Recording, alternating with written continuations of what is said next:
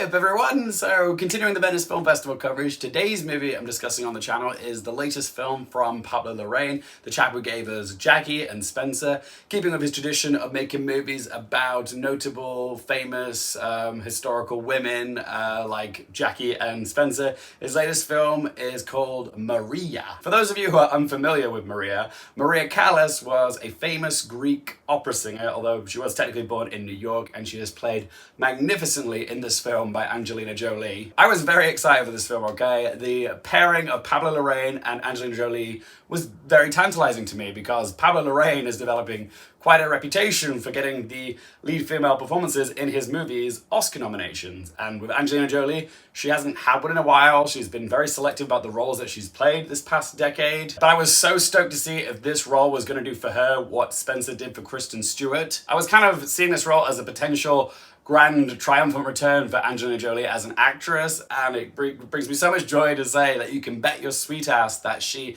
absolutely slays it with this performance. Like Maria Callas herself, Angelina Jolie deserves the adulation, adoration, and flowers that are gonna come her way for her performance of the world-renowned opera singer. Put simply, this is the best performance that she has ever delivered.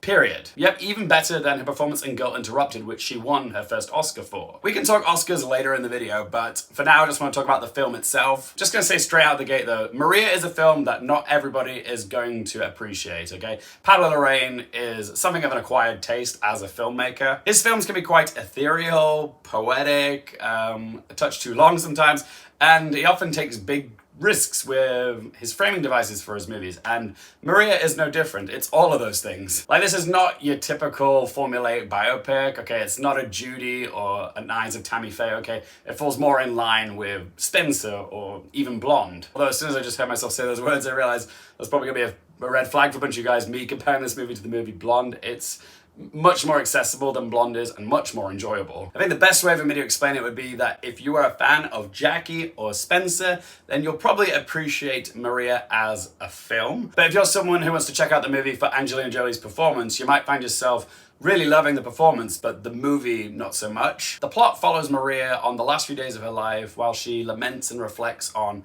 her past, her career, her childhood, her relationship to business magnate Aristotle Onassis, who's played in this film by Haluk Bilginer. Her butler Ferruccio and housekeeper Bruna are walking on eggshells around her. She's been having these visions which she takes medication for, but really it's the medication which is giving her the visions. The medication is called Mandrax, and she sometimes can't tell if what's in front of her is real or a hallucination. I mentioned before that Larraín employs a very interesting framing device in order to depict Maria's fragile state of mind. When she takes too many of these Mandrax tablets, a young interviewer pops up called, yep, Mandrax, who's played by Kodi Smit-McPhee, and he's interviewing her, documenting her life for presumably her autobiography, but the film surprisingly was more meta than I expected it to be, because whenever Maria takes a pill, Mandrax's film begins to roll and we're given snippets of Maria's life. Sometimes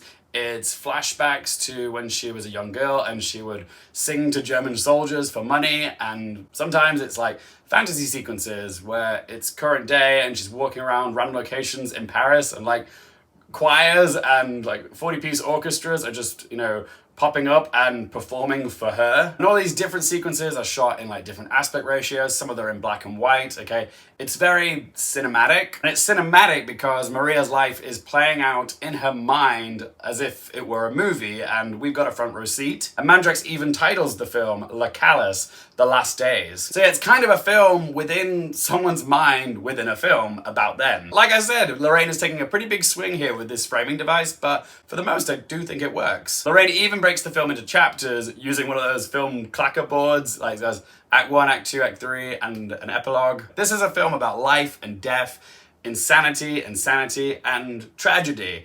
In short, it's an opera, which is very fitting given the focal character. So yeah, I would say I quite enjoyed this film overall. I would say I prefer Spencer personally, but I think it's like on the same level as Jackie for me. I thought it was very effective. I like the risks that Larraín takes, and it is spearheaded by a powerhouse performance from Angelina Jolie. I did think it was a bit too long. I think there was room to trim it down slightly. Like, this was a 2-hour film. I think Probably would have been better if it was around an hour and 45, but it is exquisitely shot by Pablo Larraín, and the cinematography by Edward Lackman is so elegant and crisp. All right then, let's talk about its Oscars chances. And no, I'm not going to pick up my Oscar statue right now. I dropped him, broke him in half, and now he's currently being glued back together and drying, so yeah, I'm not going to hold the Oscar statue in this vid. But do I think Maria will be an Oscars player?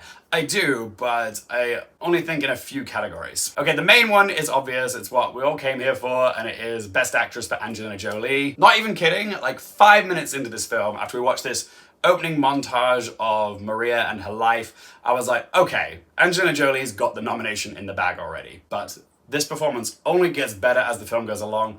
Wow. Maria Callas was known as many great things. The girl from Athens, a prima donna, a diva, and a songbird. And Angelina Jolie manages to capture all those facets of who she was so delicately and beautifully. Also, in a film where someone's mental health is at the forefront of the story, it can be all too easy to overplay their fragile state of mind, but never once does it feel like Angelina Jolie goes over the top with it, okay? She is so in control of this performance. And she manages to find this lovely sweet spot where she is still strong and assertive, but you can see there's vulnerability like in her eyes. Like she does have a few like Oscar clip moments where she cries, but overall, I actually think it's quite a restrained performance from Jolie. Like I said, it is the best performance that I've ever seen from her. I can't tell you how much of the singing that she does for real, that's all just her, but like I read somewhere that Angelina Jolie did like 7 months worth of training to learn how to sing opera, and in those scenes as well, like it is just transfixing to watch her do it. I feel very confident putting her in my Best Actress 5. I mean, I already had her in there. And I'm not gonna say that she definitely has the win in the bag or anything, but I will say she is a contender. The film overall is probably not gonna get a Best Picture nomination. I think it's gonna be viewed as too pretentious and elliptical for some viewers. And Pablo Larraín probably isn't gonna get a director nomination for this, despite the excellence which is on the screen. That's a category where I would love to be proven wrong. When it comes to cinematography,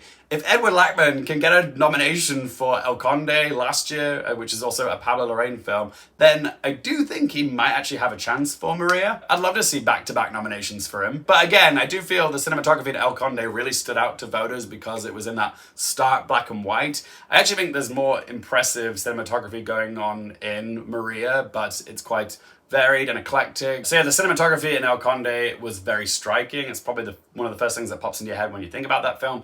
Whereas Maria, I'm not sure it's going to be one of the first things that pops into your head. It's probably just going to be, oh, how good was Angelina Jolie in this? So yeah, it's a maybe when it comes to cinematography. The costumes in this by Massimo Cantini Perini are glorious. The costumes are really showcased in this film. Like, just look at Maria's bedroom or closet. Like, they're literally like on display, like lit up like they're pieces in an art gallery. There were so many times as I was watching this where I found myself like really examining the details of some of Maria's outfits, and like there's scenes where like costumes are being burned in a bonfire, and like they're also like prominently displayed like during the scenes where Maria is singing like on the stage, and some of them are very theatrical and over the top. They absolutely seem like the type of costumes that the Academy would nominate and even give the win to, but I said the exact same thing about Spencer, and that film was just left out in the cold by not only the Academy but the costume guilds as well. So yeah, is the same thing gonna happen to Maria? I hope not. I'm just hoping the Spencer thing was an anomaly because not everyone likes Spencer. But yeah, at the moment, I do think it will get the nomination for costume design